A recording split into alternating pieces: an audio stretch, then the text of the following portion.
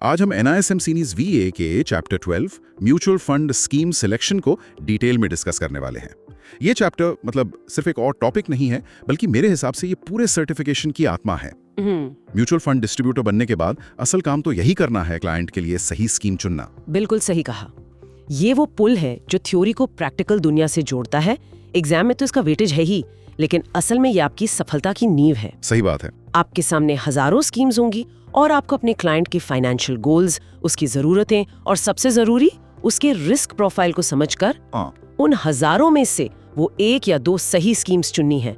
यही स्किल एक अच्छे डिस्ट्रीब्यूटर को बाकियों से अलग करती है। तो चलिए इसी स्किल को मजबूत करते हैं। मान लीजिए एक निवेशक मेरे सामने बैठा है, मेरे लिए पहला कदम क्या होना चाहिए? मैं उससे क्या पूछूं? देखिए, सबसे पहला और सबसे जरूरी सवाल पैसे के बारे में नहीं है। अच्छा, वो है उसकी जरूरत के बारे में। आपको एक फाइनेंशियल डॉक्टर की तरह सोचना है। पहले डायग्नोसिस, फिर प्रिस्क्रिप्शन। तो आप पूछेंगे कि इस पैसे का मकसद क्या है? क्या इसे लंबे समय में बढ़ाना है, जिसे हम अप्रिसिएशन कहते हैं? अप्रिसिएशन, ठीक है। या फिर उन्हें हर महीने घर खर्च के लिए एक रेगुलर इनकम चाहिए? या हो सकता है कि उन्हें बस कुछ महीनों के लिए पैसे पार्क करने हैं, जहां से वो आसानी से निकाल सके। मतलब लिक्विडिटी। एग्जैक्टली, उन्हें लिक्विडिटी चाहिए। यहीं से मतलब एसेट एलोकेशन का प्रोसेस शुरू होता है। अच्छा, तो एक बार जरूरत साफ हो गई, मान लीजिए उन्हें लॉन्ग टर्म में पैसा बढ़ाना है, फिर आता है रिस्क प्रोफाइल। हाँ, यहाँ पर लोग अक्सर गड़बड़ कर देते हैं और सिर्फ उम्र देखकर बोल देते हैं आप जवान हैं, ज्यादा रिस्क लीजिए। और यही सबसे बड़ी गलती है। समझिए, रिस्क प्रोफाइल एक तिपाई की तरह है जिसके 3 पैर हैं। 3 पैर? जी, और तीनों का मजबूत होना जरूरी है।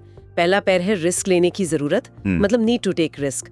दूसरा, रिस्क लेने की क्षमता, एबिलिटी टू टेक रिस्क। और तीसरा, रिस्क लेने की इच्छा, विलिंगनेस टू टेक रिस्क। एक 25 साल का नौजवान शायद रिस्क लेना चाहता हो, विलिंगनेस है। हाँ, पर अगर उसकी आमदनी कम है और जिम्मेदारियां ज्यादा, तो उसकी क्षमता मतलब एबिलिटी कम है। अच्छा, वहीं एक 55 साल का व्यक्ति जिसकी सारी जिम्मेदारियां पूरी हो चुकी हैं, उसकी रिस्क लेने की क्षमता ज्यादा हो सकती है। मतलब इच्छा और क्षमता में तालमेल बिठाना जरूरी है। और इसमें इन्वेस्टमेंट होराइजन, हाँ, यानी वो कितने समय के लिए इन्वेस्ट कर रहा है, जी, इसका भी तो बड़ा रोल होगा। सबसे बड़ा रोल उसी का है। अगर किसी का गोल 20 साल दूर है, तो शॉर्ट टर्म मार्केट उतार चढ़ाव से उसकी रिस्क लेने की क्षमता पर ज्यादा असर नहीं पड़ेगा। सही। लेकिन अगर गोल सिर्फ 2 साल दूर है, तो वो इक्विटी जैसा हाई रिस्क एसेट नहीं ले सकता। तो जरूरत, क्षमता और इच्छा, इन तीनों को मिलाकर ही एक सही रिस्क प्रोफाइल बनता है। ठीक है, तो हमने निवेशक की जरूरत और रिस्क प्रोफाइल समझ लिया। अब हम उसके लिए एक पोर्टफोलियो का ब्लूप्रिंट तैयार कर रहे हैं। मैंने कोर और सैटेलाइट पोर्टफोलियो स्ट्रेटेजी के बारे में पढ़ा है। क्या ये उस ब्लूप्रिंट का पहला स्टेप है? ये एक बहुत ही बेहतरीन और एडवांस स्टेप है। इसे ऐसे समझिए कि हम एक संतुलित थाली तैयार कर रहे हैं। थाली? हाँ, थाली का जो मुख्य हिस्सा है, दाल, रोटी, सब्जी, वो आपका को पोर्टफोलियो है। यह लगभग 70 से 80% हिस्सा होता है। इसमें आप लॉन्ग टर्म गोल्स के लिए स्टेबल और डाइवर्सिफाइड फंड्स रखते हैं, जैसे लार्ज कैप या मल्टी कैप फंड्स। मतलब जो मजबूती से खड़े रहें। बिल्कुल, ये वो फंड्स हैं जो मार्केट के साथ मजबूती से खड़े रहते हैं। और सैटेलाइट पोर्टफोलियो फिर उस थाली का अचार या पापड़ हुआ? एकदम सही। सैटेलाइट पोर्टफोलियो आपका बचा हुआ 15-20% हिस्सा है। ये वो साइड डिश है जिसमें आप नए स्वाद ट्राई कर सकते हैं, टैक्टिकल बेट्स लेने के लिए। जी, यहाँ आप शॉर्ट टर्म मार्केट मूवमेंट्स का फायदा उठाने के लिए टैक्टिकल बेट्स लेते हैं। जैसे अगर लगता है कि आईटी सेक्टर अगले 6 महीने अच्छा करेगा, तो एक आईटी सेक्टर फंड ले लिया। या जब इंटरेस्ट रेट्स गिरने की उम्मीद हो, तो गिल्ट फंड्स में पैसा लगा दिया। इससे क्या होता है, आपका मेन कोर्स सुरक्षित रहता है और साइड डिश से एक्स्ट्रा रिटर्न्स का बूस्टर मिल जाता है। वाह, ये एनालॉजी तो हमेशा याद रहेगी। अब आते हैं सबसे मुश्किल हिस्से पर, फंड कैटेगरीज को समझना। इक्विटी, डेट, हाइब्रिड, इनके अंदर भी इतनी कैटेगरीज है कि एक नया निवेशक तो देखकर ही घबरा जाए। इनमें रिस्क और रिटर्न को कैसे समझें? इसे एक पिरामिड की तरह देखने से आसानी होगी। पिरामिड? हाँ, सबसे नीचे सबसे चौड़ा और सबसे सुरक्षित हिस्सा है लिक्विड फंड्स का। फिर उसके ऊपर आता है डेट फंड्स का लेयर, फिर हाइब्रिड फंड्स और पिरामिड की चोटी पर इक्विटी फंड्स का हिस्सा, सबसे छोटा लेकिन सबसे ज्यादा रिटर्न देने की क्षमता वाला। जैसे जैसे हम पिरामिड में नीचे से ऊपर जाते हैं, पोटेंशियल रिटर्न और रिस्क दोनों बढ़ते जाते हैं। ठीक है, ये ओवरऑल पिक्चर तो क्लियर है, लेकिन डेट फंड्स के अंदर भी तो एक पूरी दुनिया है। जी हाँ। वहाँ रिस्क कैसे तय होता है? डेट फंड्स में मुख्य रूप से 2 तरह के दुश्मन होते हैं, इंटरेस्ट रेट रिस्क और credit risk. Interest rate risk का मतलब है कि जब आरबीआई ब्याज दरें बढ़ाता है, तो पुराने कम ब्याज वाले बॉन्ड्स की वैल्यू गिर जाती है। ये रिस्क उन फंड्स में सबसे ज्यादा होता है जिनकी मैच्योरिटी बहुत लंबी होती है, जैसे लॉन्ग ड्यूरेशन फंड्स, और सबसे कम होता है ओवरनाइट फंड्स में। क्योंकि वो एक दिन में मैच्योर हो जाते हैं। बिल्कुल। और क्रेडिट रिस्क, ये तो डिफॉल्ट वाला खतरा हुआ, है ना? जी, क्रेडिट रिस्क का मतलब है कि जिस कंपनी को फंड ने उधार दिया है, कहीं वो पैसा वापस करने में डिफॉल्ट न कर दे। इस हिसाब से गिल्ट फंड्स सबसे सुरक्षित हैं। क्योंकि वो गवर्नमेंट सिक्योरिटीज में पैसा लगाते हैं। बिल्कुल, और सरकार कभी डिफॉल्ट नहीं करती, इसलिए गिल्ट फंड में क्रेडिट रिस्क लगभग शून्य होता है। इसके बाद आते हैं कॉर्पोरेट बॉन्ड फंड और फिर सबसे ज्यादा रिस्क वाले क्रेडिट रिस्क फंड। अच्छा। जो जानबूझकर थोड़ी कम रेटिंग वाली सिक्योरिटीज में इन्वेस्ट करते हैं ताकि ज्यादा रिटर्न कमा सकें। और इक्विटी फंड्स में ये पिरामिड उल्टा हो जाता है, सही कह रहा हूँ? वहाँ बड़ी कंपनियां मतलब कम रिस्क? एकदम सही पकड़ा।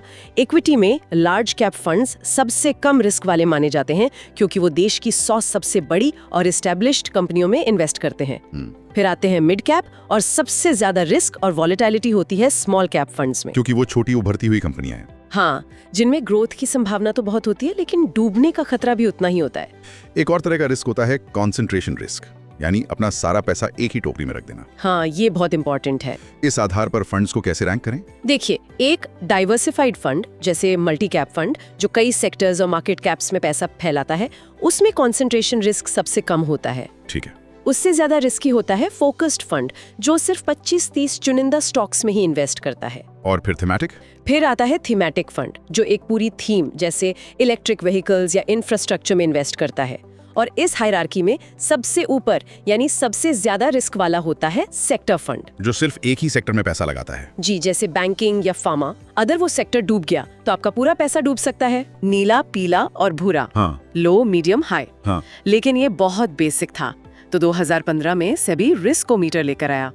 ये गाड़ी के स्पीडोमीटर जैसा दिखता है और इसमें अब 5 लेवल्स हैं। 5 लेवल्स? जी, लो, मॉडरेटली लो, मॉडरेट, मॉडरेटली हाई और हाई। ये निवेशक को एक नजर में बता देता है कि स्कीम में कितना रिस्क है। और ये मैंडेटरी है? हाँ, हर फंड डॉक्यूमेंट में होना अनिवार्य है। चलिए अब कुछ मशहूर दुविधाओं पर बात करते हैं। सबसे बड़ा सवाल, एक्टिव वर्सेस पैसिव फंड, मुझे क्या चुनना चाहिए? इसका जवाब इस बात में छिपा है कि एक निवेशक चाहता क्या है। इसे ऐसे समझिए, एक्टिव फंड एक आला कार्ट मेन्यू की तरह है, जहां एक स्टार शेफ यानी फंड मैनेजर आपके लिए सोच समझकर बेहतरीन डिशेस यानी स्टॉक्स चुनता है, इस उम्मीद में कि वो बेस्ट होगा। हाँ, इस उम्मीद में कि वो आपको एक शानदार अनुभव देगा। जाहिर है इसकी कीमत मतलब एक्सपेंस रेशो ज्यादा होगी। और पैसिव? वहीं पैसिव फंड एक बफे की तरह है। आपको पता है कि मेन्यू में निफ्टी 50 के 50 डिशेस हैं, न एक कम न एक ज्यादा। जो है सो है। बिल्कुल, आप बस वही ले लेते हैं जो सब ले रहे हैं।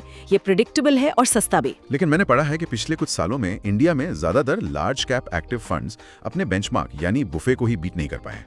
तो फिर ज्यादा पैसे देकर स्टार शेफ को हायर करने का क्या फायदा? ये एक बहुत ही वैलिड पॉइंट है और यही वजह है कि पैसिव फंड्स, खासकर इंडेक्स फंड्स और ETFs इतने पॉपुलर हो रहे हैं। सही। अगर फंड मैनेजर मेहनत करके भी बेंचमार्क जितना रिटर्न नहीं दे पा रहा, तो एक निवेशक सोचेगा कि मैं कम खर्च में बेंचमार्क जितना रिटर्न ही क्यों न ले लूं।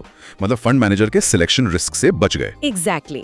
पैसिव फंड्स आपको फंड मैनेजर के गलत स्टॉक चुनने के रिस्क से बचाते हैं, लेकिन मार्केट रिस्क से नहीं। अच्छा। अगर पूरा बफे ही खराब है यानी मार्केट गिर रहा है, तो आपकी प्लेट भी खाली रहेगी। बिल्कुल।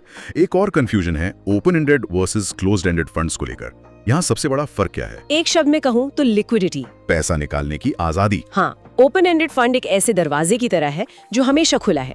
आप कभी भी किसी भी बिजनेस डे पर AMC के पास जाकर अपनी यूनिट्स बेचकर पैसा निकाल सकते हैं। और closed ended? Closed ended funds एक ऐसे कमरे की तरह हैं जिसका दरवाजा NFO के बाद बंद हो जाता है और मैच्योरिटी पर ही खुलता है। लेकिन वो स्टॉक एक्सचेंज पर लिस्ट तो होते हैं, पर वहाँ खरीदार मिलना मुश्किल होता है और अक्सर यूनिट्स अपनी NAV से डिस्काउंट पर ट्रेड होते हैं। मुझे हमेशा ग्रोथ और वैल्यू इन्वेस्टिंग स्टाइल में भी कंफ्यूजन होता है। दोनों का लक्ष्य तो पैसा कमाना ही है, तो फिर इनमें फंडामेंटल फर्क क्या है? क्या एक तेज है और दूसरा धीमा? आपकी एनालॉजी काफी हद तक सही है। ग्रोथ फंड्स उन कंपनियों में इन्वेस्ट करते हैं जो तेज दौड़ रही हैं। F1 रेस की गाड़ियां कह सकते हैं, जिनकी ग्रोथ रेट इकोनॉमी से भी तेज होने की उम्मीद है। ये बुल मार्केट में जबरदस्त परफॉर्म करती हैं। और वैल्यू फंड्स? वही वैल्यू फंड्स उन मजबूत भरोसेमंद कंपनियों को ढूंढते हैं जो किसी वजह से धीमी पड़ गई हैं और अपनी असल कीमत से सस्ते में मिल रही हैं। ये एक मैराथन रनर की तरह है। अच्छा। वैल्यू फंड्स गिरते हुए बाजार में पोर्टफोलियो को सहारा देते हैं। एक अच्छे पोर्टफोलियो में F1 कार और मैराथन रनर दोनों का होना जरूरी है। एक टर्म जो अक्सर सुनने में आता है, पोर्टफोलियो टर्नओवर रेशियो। ये 100%, 200% दिखता है, पर इसका मतलब क्या है? पोर्टफोलियो टर्नओवर रेशियो ये बताता है कि फंड मैनेजर अपने पोर्टफोलियो में कितनी खरीद बिक्री कर रहा है। चर्निंग मतलब? हाँ, अगर ये रेशियो 200% है तो इसका मतलब है कि औसतन एक स्टॉक पोर्टफोलियो में सिर्फ 6 महीने ही टिकता है। तो ज्यादा टर्नओवर अच्छा है या बुरा? ज्यादा टर्नओवर का मतलब है ज्यादा ट्रांजैक्शन कॉस्ट, जैसे ब्रोकरेज और टैक्सेस, जो आखिर में इन्वेस्टर के रिटर्न को कम कर देता है। तो आमतौर पर बहुत ज्यादा टर्नओवर अच्छा नहीं माना जाता। चलिए अब एग्जाम मोड में आते हैं और कुछ सैंपल क्वेश्चंस देखते हैं। पहला सवाल, Which of the following scheme categories would be considered the least risky in terms of credit risk? Options हैं A. Credit risk fund, B. Corporate bond fund, C. Dynamic bond, D. Gilt fund. इसका सही जवाब है D. Guilt fund. ये एक बहुत सीधा सवाल है। गिल्ट का मतलब ही है गवर्नमेंट सिक्योरिटीज। तो क्रेडिट रिस्क शून्य हुआ। बिल्कुल, क्योंकि ये सरकार द्वारा जारी की जाती हैं, इनमें डिफॉल्ट का रिस्क यानी क्रेडिट रिस्क शून्य माना जाता है। और इसमें क्रेडिट रिस्क फंड सबसे गलत जवाब क्यों है? क्योंकि क्रेडिट रिस्क फंड तो नाम से ही बता रहा है कि उसका काम ही क्रेडिट रिस्क लेना है। सेबी के नियमों के अनुसार उसे अपनी असेट्स का कम से कम 65% हिस्सा AA रेटेड से कम वाली सिक्योरिटीज में लगाना होता है, जहां क्रेडिट रिस्क सबसे ज्यादा है। जी एकदम साफ। अगला सवाल, Passive funds are safe as the NAV of such funds do not go down even when the respective markets fall. True or false? ये 100% फॉल्स है। ये एक बहुत आम गलतफहमी है। अच्छा। पैसिव फंड मार्केट इंडेक्स की परछाई है। अगर इंडेक्स जैसे निफ्टी 50 10% गिरेगा तो इंडेक्स फंड की NAV भी लगभग 10% ही गिरेगी। तो ये मार्केट रिस्क से सेफ नहीं है? बिल्कुल नहीं। ये फंड मैनेजर के गलत स्टॉक चुनने के रिस्क से सुरक्षित है, मार्केट के गिरने के रिस्क से नहीं। मार्केट रिस्क तो उनमें पूरा रहता है। बहुत बढ़िया। एक और सवाल लेते हैं कॉन्सेंट्रेशन रिस्क पर। Which among the following schemes would have lower risk of concentration? Options हैं A. Multi-cap fund, B. Focused fund, C. Thematic fund, D. Sector fund. यहाँ सही जवाब है A. मल्टी कैप फंड, क्योंकि वो सबसे ज्यादा फैला हुआ है। एकदम। जैसा हमने चर्चा की, कॉन्सेंट्रेशन रिस्क का मतलब है एक ही जगह बहुत ज्यादा पैसा लगा देना।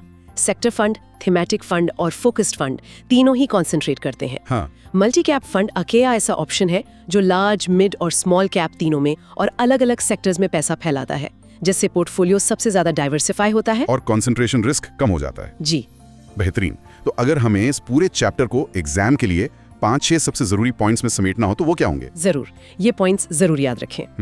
1. रिस्क प्रोफाइल के 3 पैर, जरूरत, क्षमता और इच्छा तीनों को देखें। ठीक है। दूसरा, कोर एंड सैटेलाइट, ये पोर्टफोलियो बनाने की एक स्मार्ट स्ट्रैटेजी है। कोर में स्टेबिलिटी, सैटेलाइट में अपॉर्चुनिटी। बिल्कुल। तीसरा, रिस्क का पिरामिड याद रखें। इक्विटी सबसे ज्यादा रिस्क, लिक्विड सबसे कम और गिल्ट फंड में सबसे कम क्रेडिट रिस्क। हाँ। चौथा, एक्टिव वर्सेस पैसिव। एक्टिव मतलब शेफ, पैसिव मतलब बफे। ज्यादा कॉस्ट वर्सेस कम कॉस्ट। सही। पांचवा, कॉन्सेंट्रेशन रिस्क का क्रम।